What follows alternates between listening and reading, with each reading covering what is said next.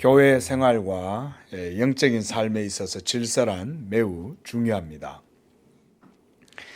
어떤 분들은 영적인 세계 그리고 그런 영적인 나라 그런 것에는 질서라는 이런 것은 없다고 생각을 하는 분들이 있습니다. 그러나 이렇게 질서가 없다고 생각하는 분들은 사실상 영적인 세계에 대한 잘못된 상상에 사로잡혀 있다, 이렇게 말씀을 드릴 수가 있습니다. 여러분, 심지어 하나님의 존재, 하나님의 세계에서조차도 질서가 그곳에도 있습니다. 우리가 하나님이다 그러면 삼위일체 하나님이시고, 그리고 삼위일체 하나님은 성부와 성자와 성령, 이 삼위께서 한 본질이시다, 우리가 이렇게 자주 말씀을 드리는데요, 이 삼위일체 하나님 안에서 어떻게 질서가 있냐, 이런 말이 어떻게 보면 되게 생소한 말씀일 수 있다고 생각이 됩니다. 그러나 사실은 우리가 신학자들이나 신학에서는 삼위일체 하나님 안에 있는 이 질서에 대해서 사실은 말을 하고 있습니다. 성부는 성자를 영원히 낳으시고, 또한 성자는 성부에게서 영원히 나시며, 또 성령께서는 성부와 성자에게서부터 영원히 나오신다. 우리나라 신학자이신 분이 이건 또 나오신다, 이 표현을 출래한다, 이런 말로 출래다 이렇게 사용하는데요, 뭐 나오신다나 출래한다나 똑같은 말이에요. 자, 보세요. 이렇게 아버지와 아들과 성령 하나님의 관계 안에서 성자께서는 아버지의 모든 것을 다 아시고 사랑하시고, 또 그 말씀대로 행하시고, 성령도 아버지의 진리를 아시고 진리대로 행동하시는 것입니다. 성령도, 우리가 사도행전에서 성령에 대해서 말씀드렸어요, 그죠? 성령은 하나님이시라도 독단적으로 자기 마음대로 행동하시는 것이 아니라고 그랬어요. 성령은 기록된 말씀 가운데 계시된 예수 그리스도의 복음, 그리스도의 영광, 이런 것들을 증거하시는 분이 성령이시다. 그러니까 어때요? 성령도 질서대로 사역하시는 것이죠. 자, 또 우리가 보이지 아니하는 저 영적인 천상의 세계, 뭐 우리나라 사람들 영계다 이런 말 하는데, 그 영계라고 하는 것, 영적 세계라고 하는 것에도, 특히 천사의 세계에도 여러분 계급이 있다는 거 아십니까? 사탄이 있으면요, 이 사탄은 그 타락한 천사들의 우두머리예요. 그 우두머리가 있다는 건 밑에 졸개들이 있다는 겁니다. 그래서 이 사탄, 이 루시퍼의 수하에도 여러 그를 따랐던, 반역했던, 하나님을 반역하고 대적했던 귀신들의 무리가 같이 있어요.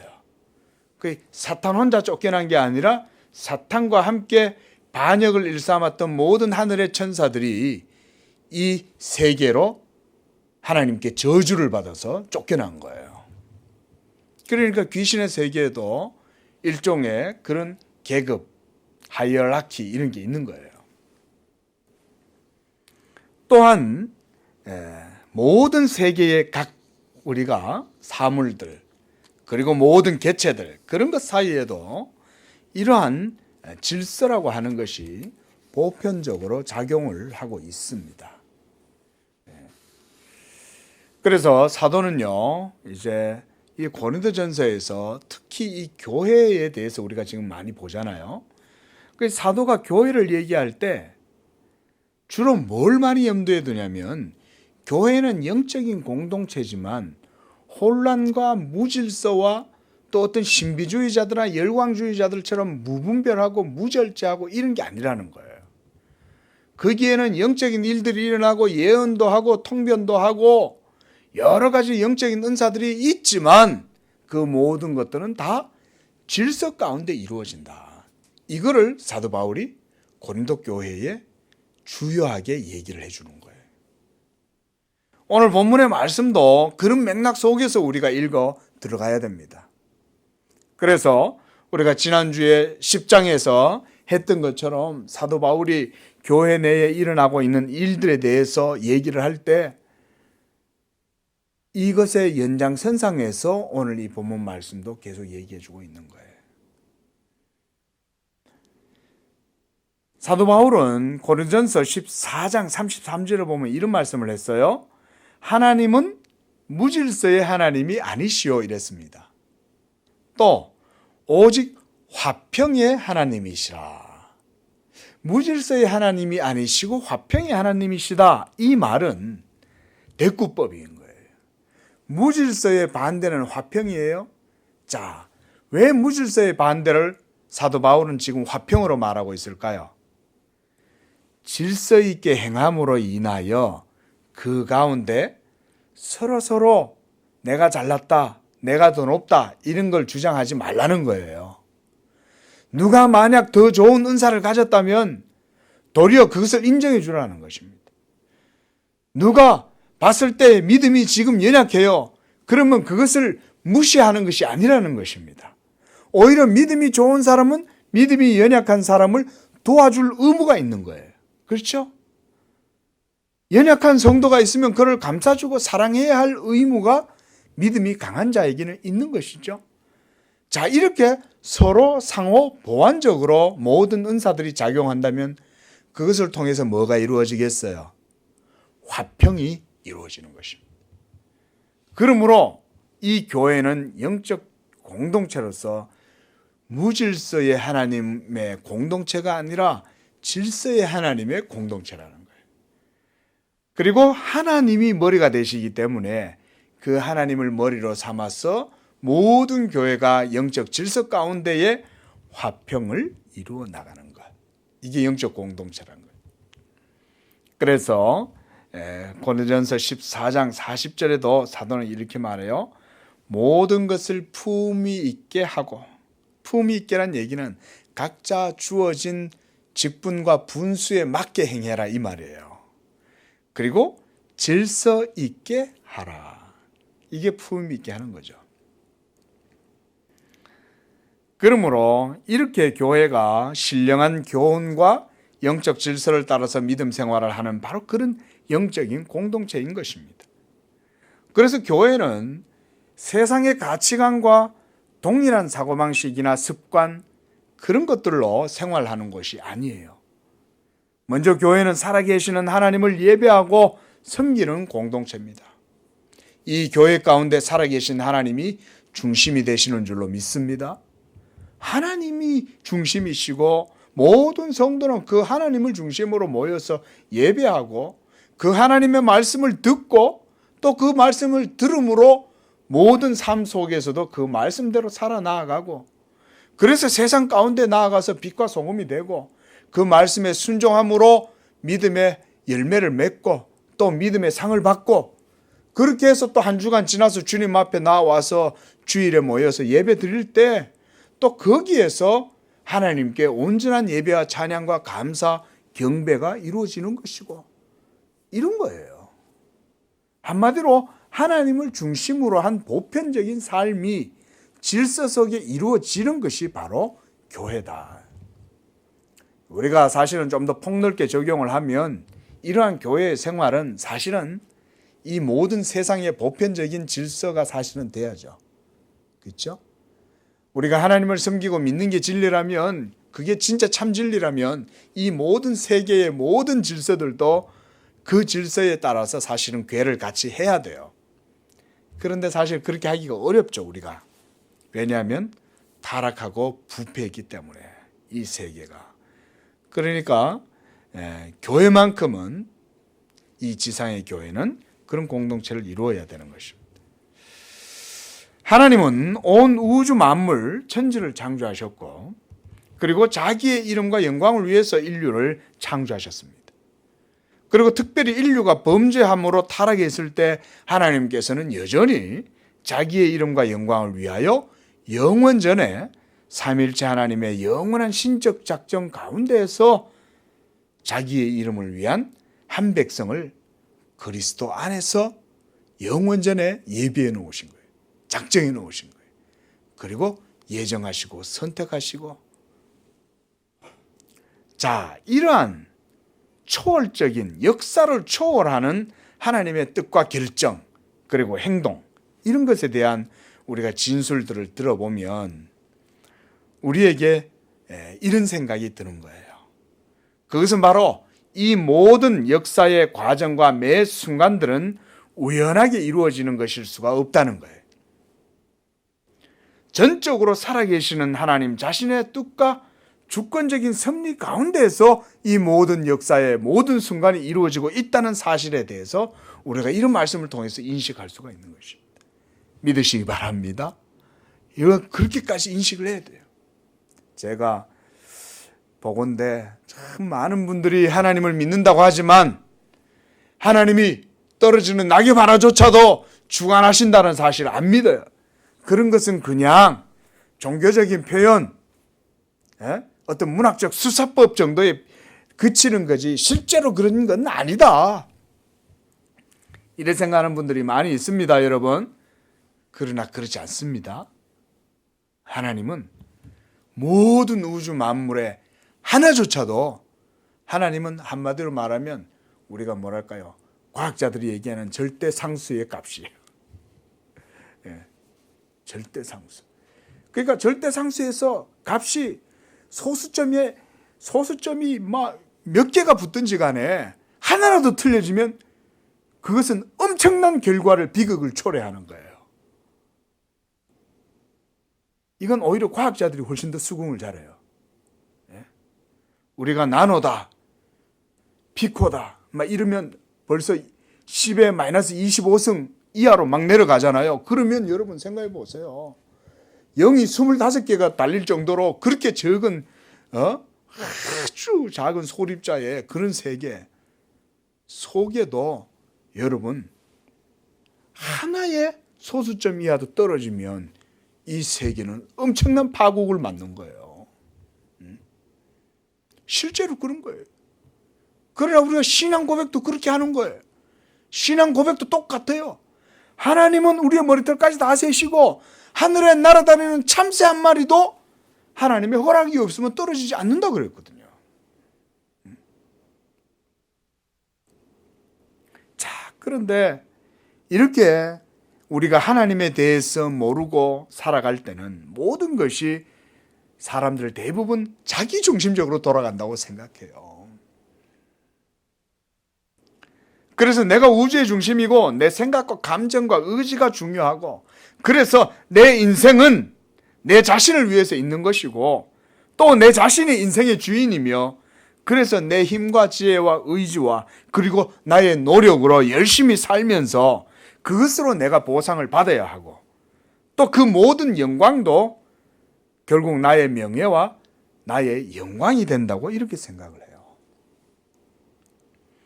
이것이 바로 하나님을 떠나서 살아가는 인생들의 보편적인 가치관, 사고방식이라고 할 수가 있습니다. 그러나 우리 예수 믿는 사람들, 하나님을 중심적으로 살아가고 하나님 중심 세계관, 가치관을 가지고 살아가는 믿음의 사람들은 그렇게 생각하지 않죠. 하나님이 중심이고, 내게 주어진 이 모든 삶의 순간순간들도 하나님이 주관하고 계시는 것이고 하나님의 뜻 가운데로 내가 지금 걸어 나아가고 있는 것이요. 믿으시기 바랍니다. 그렇게 고백하는 거예요. 완전 다르죠? 어떻습니까? 완전히 다른 거예요. 이렇게 하나님이 있다고 생각하는 사람과 없다고 생각하는 사람, 엄청난 차이가 나는 거죠. 그런데 여러분 보세요. 둘 중에 어느 게 맞을까? 우리가 약간 좀 이런 식으로 좀 얘기를 해보면 뭐가 맞을 것 같아요? 세상이 내 중심으로 돌아갑니까? 조금만 살아보고 조금만 인생을 되돌아보면 그게 아니라는 것은 누구라도 쉽게 알 수 있어요. 그리고 세상이 내 중심으로 돌아간다라고 하는 이런 생각을 가지고 있는 사람을 도리어 세상의 철학자들은 가장 어리석고 미련한 사람이라고 말하죠. 이기적인 생각 아니에요. 세상에서 일어나는 모든 문제의 원인은 바로 이러한 가치관과 사고방식을 가지고 있는 사람들 때문에 일어나는 거예요. 왜 남을 죽이겠어요? 왜 거짓말 하겠어요? 왜 빼앗겠어요? 왜 속이겠냐고요? 왜 남을 무시하고 왜 자기 마음대로 행동하냐 이거예요. 왜 자기가 중심이라고 생각하니까 그런 거 아니에요. 하지만 우리가 조금만 겸손하게 우리에게 주어진 모든 삶과 주변을 돌아보면 우리를 둘러싸고 있는 이 모든 세계가 나 하나만을 위해서 작용하고 있는 게 아니라는 사실을 알 수가 있습니다. 보세요. 하나님께서 창조하신 모든 세계와 그 가운데 있는 각각의 모든 이 개체들, 괴물들, 이런 것들은 모든 것이 어떻게 하냐면 상호작용 속에서 각각 자기가 부여받은 형상대로 작용하고 일하고 있는 거예요. 하늘의 태양은 태양대로, 달은 달대로, 별들은 별들대로, 행성과 항성들은 다 자기에게 주어진 질서를 따라서 일을 하는 거예요. 그리고 이 지구라고 하는 이 통합된 하나의 전체의 구조 속에 모든 속해 있는 심지어 눈에 보이지 않는 미생물들조차도 다 자기의 일을 하고 있는 것이죠. 여러분, 우리 사람의 몸 속에 미생물이 없으면 살 수 있어요, 없어요? 사람의 몸 속에 미생물이 없으면 사람 존재할 수 없습니다. 그러니까 내가 산다고 생각하면 안 되는 거예요. 사실은 내 속에 미생물들이 나를 위해서 열심히 일해주고 있는 거예요. 예? 그러니 인생들이 자기를 위해서 사는 것이 얼마나 이기적이겠어요. 미생물들도 나를 도와주고 있는데. 예? 오늘 남자와 여자의 얘기, 남편과 아내의 얘기를 하는데 제가 이런 얘기를 드리는 건 이유가 있습니다. 왜냐하면 남자와 여자를 하나님이 창조하셨기 때문에 그런 거예요. 여기서부터 시작하지 않으면 남자와 여자에 대한 이런 성담론의 문제는 자칫하면 페미니즘과 같은 그런 사고방식으로 논쟁으로 흘러가 버려요. 그래서 우리가 페미니스트들하고 신학자들하고 자주 대화를 안 합니다. 왜냐하면 그 모든 것의 대화의 중심에, 가치의 중심에 하나님을 기준으로 삼고 대화를 해야 되는데 페미니스트들은 하나님을 인정을 안 해요. 그러나 하나님의 존재를 인정하고 하나님 중심적으로 생각을 한다면 그때부터는 모든 것들이 다 화평을 이루고 질서대로 각각 받은 대로 행동할 수 있는 거예요. 생각할 수 있는 거예요. 선생님은 선생님대로, 제자들은 제자들대로, 또 나라의 권세자들은 권세자들대로, 나라의 시민들은 시민들대로. 여러분 보세요. 우리가 사는 세계에 이러한 질서가 없으면 됩니까? 안 됩니까? 이러한 질서가 없으면 이 사회는 붕괴되는 거예요. 오늘날 보세요. 국가들조차도 이 세계 질서조차도 우리가 소위 헤게모니를 굉장히 우리가 부정적으로 이해하겠지만 사실은 헤게모니도 성경적인 관점에서 보면 하나님의 주권 아래에 있는 거예요. 하나님이 저 큰 나라 미국을 저렇게 세워놓고, 하나님이 저 큰 나라 중국을 저렇게 세우고 러시아를 세워놓고 이렇게 해서 이 세계가 유지가 되게 하는 것도 그 속에 작동하는 긴장감조차도 하나님의 허락이 있으니 되는 거예요. 국가가 없어 보세요. 지금 유럽에 온통 지금 코로나 때문에 야단이 났잖아요. 그런데 이렇게 문제가 생겼을 때 국가의 경계가 없고 질서가 없으면 어떻게 되겠어요? 야단 나는 거예요. 그렇죠? 그래서 성경에도 보면 하나님이 모든 나라의 경계, 국가와 민족, 언어의 경계를 하나님께서 다 정해 놓으셨다 이렇게 말합니다. 예? 그 정해 놓으신 데는 이유가 있는 거예요. 왜? 타락하고 교만하고 오만한 우리 인생들이지만 하나님께서 그런 인생들의 삶을 보편적으로 살아갈 수 있도록 최대한 하나님께서 배려를 해 주시는 거예요. 스페인의 국경이 없어 보세요. 포르투갈의 국경이 없어 보세요. 어떻게 되겠어요? 저들 마음대로 그냥 돌아다닐 거 아니에요. 그러면 문제가 생기는 거예요. 여러분, 이렇게 모든 하나님의 창조하신 세계 속에 각각의 모든 괴물들, 개체들, 이런 것들은요, 상호작용 속에 있습니다. 그래서 서로 이것들은 상호간의 보완이 되기도 하면서 또 하나하나가 모여 둘이 되고 셋이 될 때 거기에는 또 뭐가 있냐? 조화의 아름다움도 드러나게 하시는 거예요. 자, 여러분, 화평을 이루면 우리가 보면 아름답죠? 그렇죠? 서로 싸우지 않고 서로 위하고 서로 받들어주고 서로 섬겨주고 서로 의무를 다하고 이렇게 하면 그게 아름다운 거예요.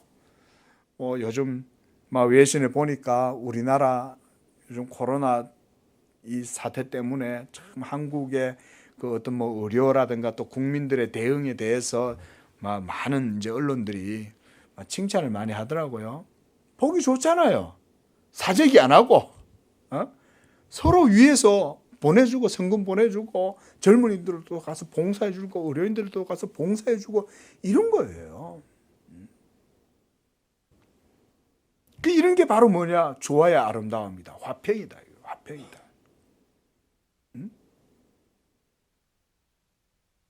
우리가 살아가는 이 세계, 이 우주에 나 하나만 따로 떨어져서 보편적으로 작동하고 있는 것은 단 하나도 없어요. 보세요. 지구보다 100배 이상이나 큰 저 태양이 여러분 이 우리 태양계 질량의 99.8%를 차지하고 있다고 합니다. 그 정도 대단하대요. 예? 그리고 우주에 떠돌아다니는 작은 소행성들조차도 그냥 떠돌아다니는 게 아니라는 거예요. 뭔가 이유가 있어서 어디서 왔다는 거예요. 우리가 조석간만의 차이도 저 하늘의 달에 의해 가지고 이루어지는 거 아니에요. 그냥 되는 게 없어요. 모든 작용과 상호 보완과 상호 조화 속에서 하나님의 질서를 드러내는 거예요. 이게 하나님의 창조의 명령, 노모스라고 하는 겁니다. 이게 우리가 신학적으로. 그러므로 사도 바울이 이 고린도전서 이 15장에서 이런 말씀을 해요. 우리 한번 성경 한번 볼까요? 고린도전서 15장 말씀 한번 보십시오. 바로 뒤쪽이죠. 자, 고린도전서 15장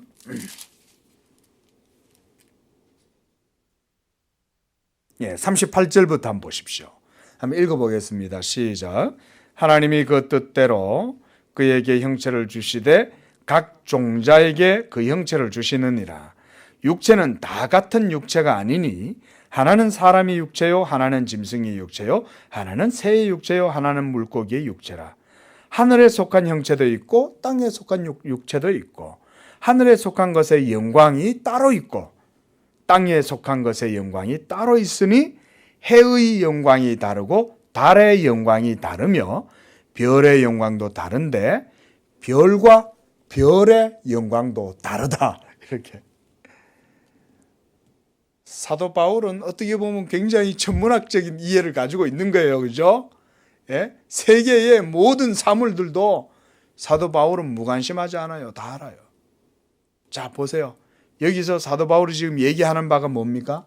결국은 모든 것은 하나님의 명령에 의해서 부여받은 그 형체와 그리고 그 명령에 의해서 부여된 질서대로 각각 주어진 영광대로 상호작용하고 있다는 거예요. 이것이 여러분 사도 바울이 교회 내의 질서라고 말하는 거예요. 자, 여러분 보세요. 우리 인생들이 이러한 자연의 순리를 영리로 거스르고 그리고 자신들의 욕심과 욕망을 따라서 이 자연적이고 본성적인 것을 거스르고 살아갑니다. 그런데 인생들은 이걸 몰라요. 그렇게 순리를 거스르고 영리로 살다 보면 그게 하나둘 쌓여가지고 결국은 뭘로 돌아와요? 부메랑이 돼가지고 재앙으로 다시금 인생들에게 되돌아온다는 사실을 인생들은 생각을 못해요. 그래서 그 일을 당하고 나서야 그때서야 비로소 인재다 이러면서 그냥 야단들을 하는 거예요. 그렇게 되기 전에 진작 좀 하지. 여러분, 하나님이 창조하신 이 세계는 철저히 하나님의 율법의 규례를 따라서 이루어지는 것이기 때문에 우리 인생들이 뭐 작은 것 하나조차 아무렇게 한다고 해서 여러분 그것이 결코 아무렇지 않게 사라져버리는 게 아닙니다. 소멸되거나 사라지지 않습니다. 우리가 자연에 어떤 것 하나에 타격을 가하면 반드시 자연은 그것을 우리 인생들에 돌려줍니다.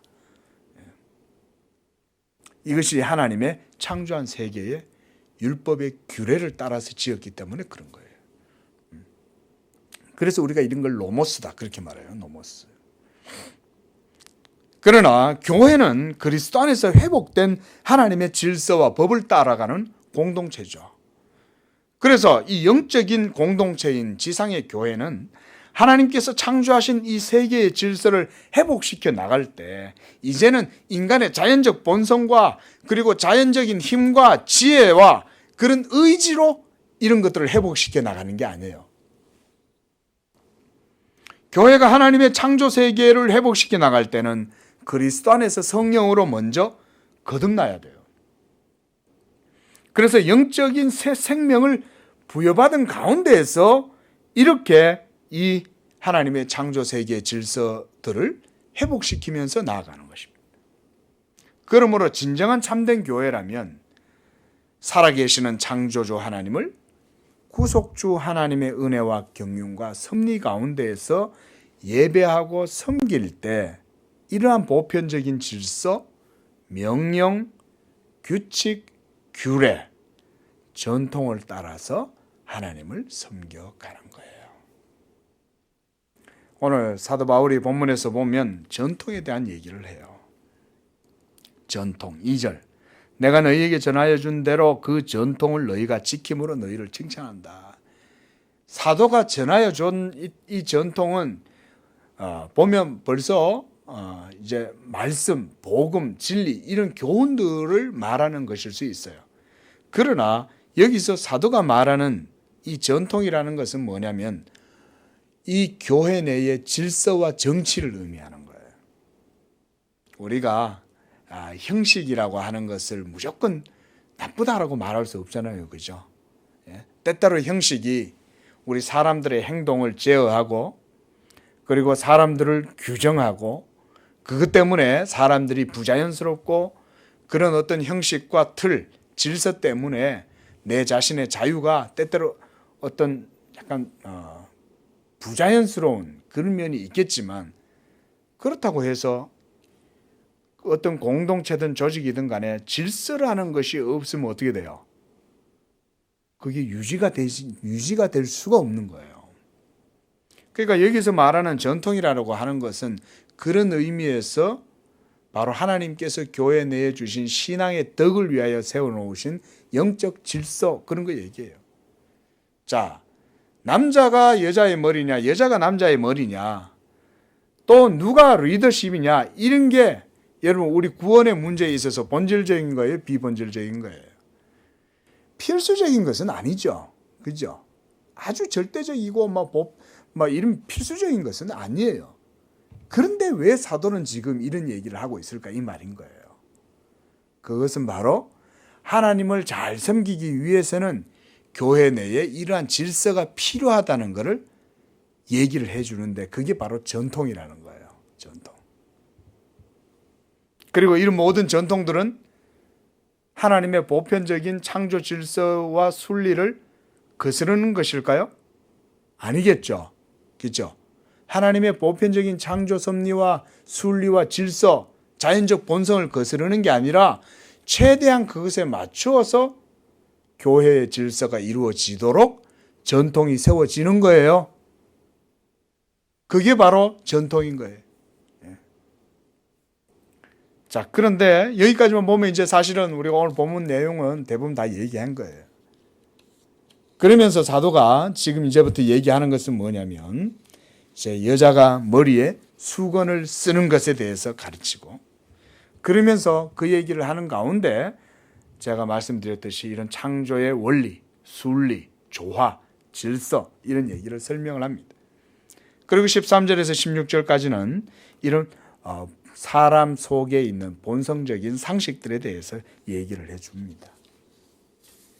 자, 이제 본문에 대해서 조금만 더 말씀을 보고 말씀을 맺도록 하겠습니다.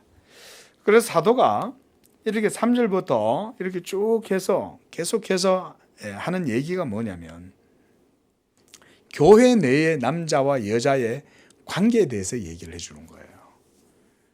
그리고 이것은 또한 남편과 아내, 한 가정에서의 남자와 여자의 그 질서를 또 얘기합니다.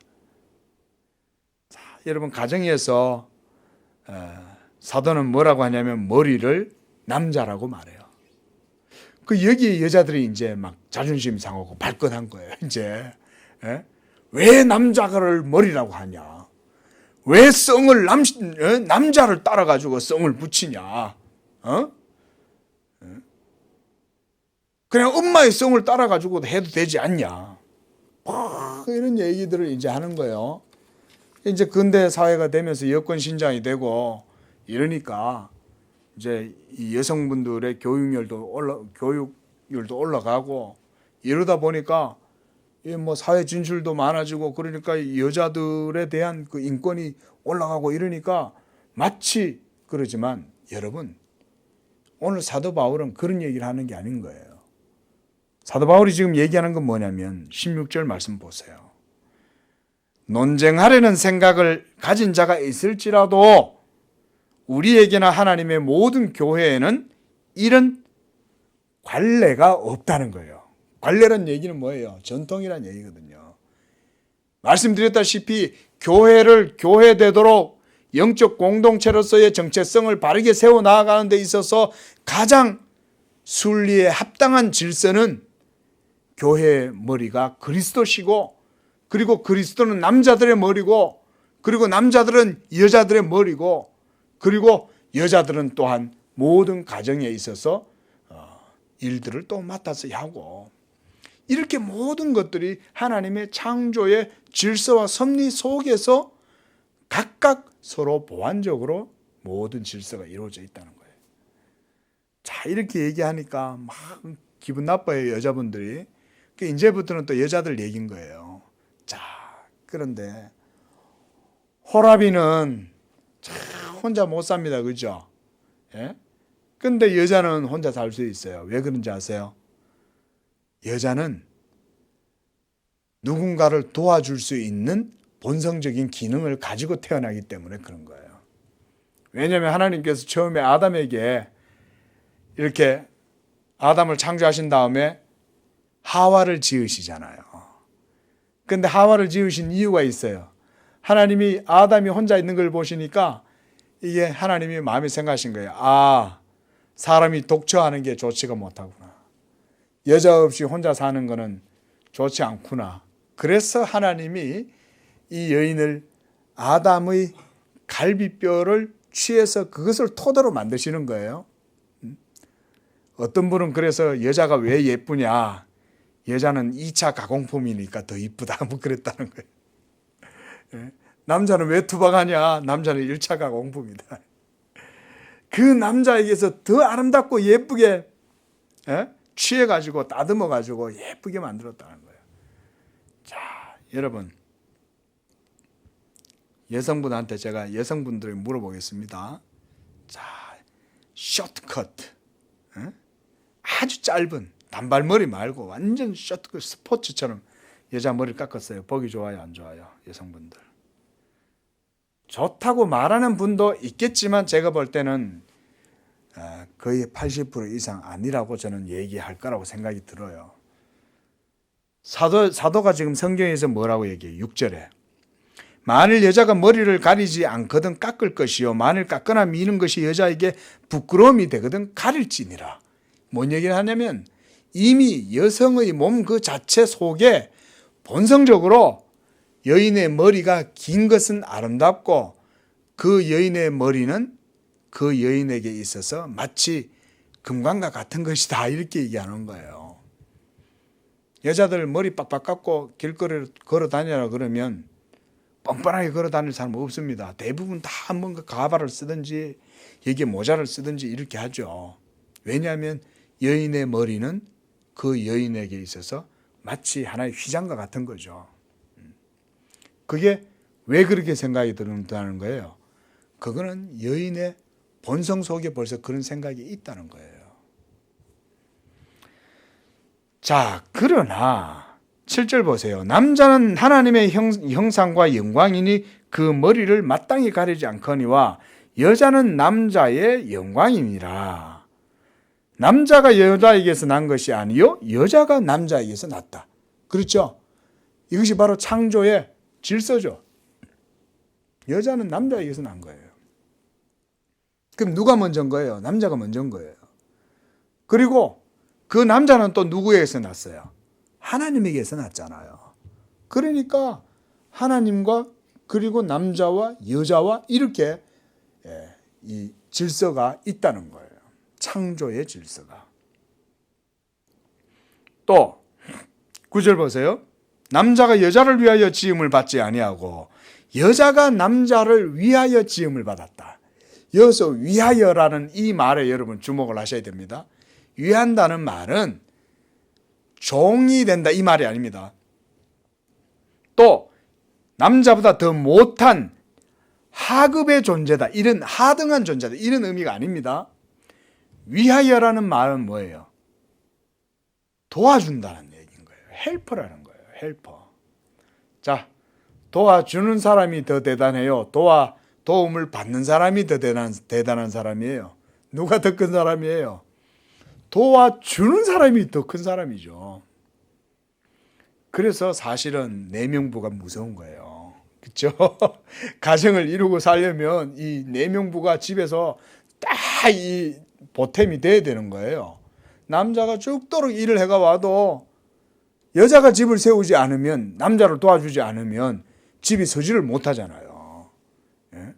그래서 하나님께서 이 가정을 세우실 때 이 사회의 가장 최소의 단위인 가정에 남자를 머리로 삼더라도 여자는 또한 같은 하나님의 형상으로 동등합니다. 하나님의 보편적인 질서 아래서는 남자와 여자는요, 하나님의 형상으로 동등해요. 그러나 이 동등함은 또한 질서 속에서 각각 자기에게 부여받은 형체가 있어요. 그래서 남편은 남편으로서의, 가장으로서의 질서와 권위가 있고, 여자는 아내로서의, 엄마로서의, 주부로서의 또 질서와 권위가 있는 거예요. 이거를 무시하고 우리는 남자를 이겨먹어야 되겠다 라고 하면서 여자도 군대 가자, 여자도 해병대 갈 수 있고, 근데 실제로 할 수 있어요 없어요? 몇몇 옥이 있고 간혹 가다가 아주 그냥 진짜 대단한 여자들이 한 번씩 그런 사람이 있을지 몰라도 98%의 여자들은 대부분 다 그러진 않죠. 실제로 여자하고 남자하고 싸우면 물론 막 특수 훈련을 받아서 훈련된 여자들하고 또 한다 그러면 모르지만, 그래도 남자들 훈련받은 남자하고 아무리 훈련받아도 훈련받은 남자하고 안 됩니다. 왜냐하면 이미 뼈대 자체하고 근육 자체하고 재질이 틀린데 어떻게 되냐고요. 그 여러분 그런 것 가지고 논쟁을 해서는 안 돼요. 그래서 사도가 오늘 본문에서 뭐라고 말해요? 논쟁하려는 생각을 가진 자가 있을지라도 내 그런 거가 논쟁하지 않겠다 이런 거예요. 페미니스트들이 이런 설교 들으면 완전히 막 눈이 뒤집어져요. 그래가지고 아마 저한테도 막 메일 올 수 있어요. 당신이 과연 현대의 목사냐? 어떻게 21세기에 당신같이 그렇게 성경을 해석하는 사람이 있냐? 이렇게 저한테 메일을 보내는 사람이 있을 수도 있겠지만, 그렇게 그러면 이렇게 얘기하죠. 당신의 아버지는 남자냐 여자냐? 누구예요? 남자죠. 그렇죠? 당신을 낳을 사람은 누구냐? 당신의 엄마지. 그럼 벌써 뭡니까? 창조의 질서 속에 자기가 살고 있는데도 그 창조의 질서를 본인이 아니라고 마둥마둥거리고 뭐 아무리 주장한들 그게 바뀌어질 수 있냐? 미련한 거예요. 어리석은 거예요. 하늘의 해의 영광이 다르고 달의 영광이 다르고 별의 형체도 각각 다 다른데 그거를 어떻게 다 똑같다고 그렇게 얘기를 하냐 이거죠. 결국은요, 사도 바울은 여기서 이렇게 얘기해요. 그렇게 논쟁하는 사람들은 결국은 하나님까지도 자신과 동등하다고 말할 거다. 칼빈이 이렇게 주석하는 거예요. 결국 모든 것들은요, 하나님의 권위 아래에서 질서 있게 이루어지는 것입니다. 그것이 바로 교회의 질서인 줄로 믿으시기를 바랍니다. 그래서 교회의 머리는 그리스도시고 그리스도의 머리는 하나님이시고 그렇게 말해요. 여기서 보면 교회의 머리가 그리스도고 그리스도의 머리는 하나님이다. 그러면 그리스도는 하나님이신데 어떻게 또 하나님과 그리스도와의 또 그런 차이가 있냐? 여기서는 성육신하신 그리스도, 특별히 교회의 머리가 되시는 그리스도의 위격을 하나님과 그렇게 구별을 두는 거예요. 존재론적인 차이를 얘기하는 게 아니에요. 자, 그러므로 이와 같이 모든 교회의 질서는 그리스도 안에서 영적인 질서 속에 이루어지는 것이 오늘 본문 말씀의 교훈이에요. 핵심 교훈. 그러니까 남자가 여자보다 더 낫다 이런 말 하는 게 아닙니다. 오해하시면 안 돼요. 그리고 여자는 여자로서의 고유한 창조의 목적과 형상이 있어요. 남자는 남자로서의 고유한 하나님의 창조의 목적과 그 형상이 있는 겁니다. 그리고 자기에게 주어진 그것에 겸손하게 절제하면서 그것에 부합되게 그렇게 삶을 살아가면 그 모든 일들은 조화롭게 화평하게 이루어지는 것. 이것이 바로 교회의 질서다. 여러분, 만약에 교회에 이 질서가 없으면 성도들의 영적인 안위가 바르게 세워질 수 있을까요? 없을까요? 그게 안 되는 거예요. 교회의 목사의 권위가 깨져 보세요. 무너져 보세요. 가장 먼저 타격을 보는 게 뭐겠어요? 말씀의 권위가 깨지잖아요. 그렇죠? 목사가 하나님의 말씀을 선포하고 하나님의 말씀을 증거하면 또한 그것을 듣는 성도들이 그 말씀에 의해서 신앙생활을 하잖아요. 그러면 그 말씀에 의해서 그 교회는 영적인 은사가 작동하는 거예요. 그때부터. 말씀 아래에서. 그렇게 해서 각 사람들에게 주신 은사를 따라서 또한 각각 활동하는 거예요. 교회 내에. 그래서 사도 바울은 이제 이 뒤쪽으로 넘어가면 이제 은사론 들어갑니다. 다음 주에는 제가 성례 때문에 일부러 나눠놨어요. 성찬 때문에. 다음 주에 성찬 보고 12장으로 들어가면 이제 은사장이 나와요. 사도 바울이 이제 그런 은사에 대한 다양성에 대해서 얘기를 하려고 지금 포석을 깔아놨다고도 볼 수 있는 거예요. 네? 이렇게 교회 내의 영적 질서라는 것은 그리스도의 머리, 헤드십을 통해서 모든 영적 질서가 이루어지고 그 속에서 각각 우리 성도들의 지체들은 어떤 지체는 팔이고 어떤 지체는 다리고 어떤 지체는 어깨고 어떤 지체는 배고 이렇게 다 각각의 지체가 받은 은사들이 또 있어요. 이것을 통해서 온전한 그리스도의 몸을 이루어 간다. 자, 제가 여기서 뭐 이렇게 남자와 여자에 대한 얘기를 더 깊이 안 하는 얘기는 뭐냐면 제가 앞에서 그런 얘기들을 이렇게 다 말씀드렸기 때문에 말씀 안 드리는 거예요. 결국은 교회는 하나님의 은혜 안에서 하나님의 무너진 창조의 질서가 교회 안에 가장 먼저 회복돼야 돼요. 맞죠? 맞잖아요, 여러분. 하나님이 창조하신 질서가 인류의 타락으로 다 깨졌잖아요. 그런데 이제 그리스도 안에서 은혜가 회복이 되면 당연히 교회에서부터 창조의 순리와 본성이 회복돼야 되는 것은 당연하겠죠. 왜냐하면 우리가 다시금 구속주 하나님을 통해서 창조주 하나님께로 돌아가잖아요. 그렇죠? 바로 이런 이유 때문에 오늘 사도 바울이 특별히 이렇게 남자와 여자를 교회 내에서 얘기하면서 영적 질서가 그리스도 안에서 교회 속에 있다 이 말씀을 하는 것입니다. 기도하겠습니다.